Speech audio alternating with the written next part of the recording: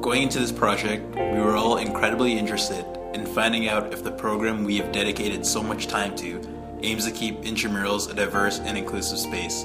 We wanted to believe that it had the potential to be a space where no matter your background, you could feel welcomed, but we wanted to know for sure. What we came to find was that Intramurals has incredible diversity in terms of racial and gender participation, roughly proportional to that of the greater UBC population, but not across the board. There are obvious deficits in female and people of color participating in sports such as hockey, in contrast to a more even-handed sample in internationally embraced sports such as soccer.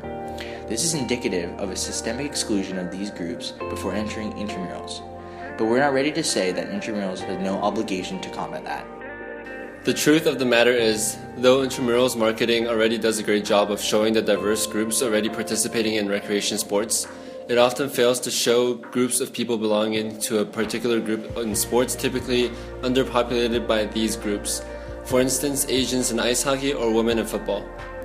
It is incredibly difficult for someone to feel welcomed into a particular setting when there is no indication that people like them have been easily included into the fold before.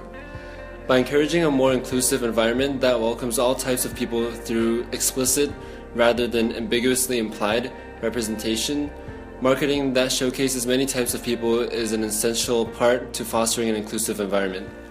Though our project focused primarily on the inclusion of different races in intramurals programs and marketing campaigns, nothing and no one exists in a vacuum.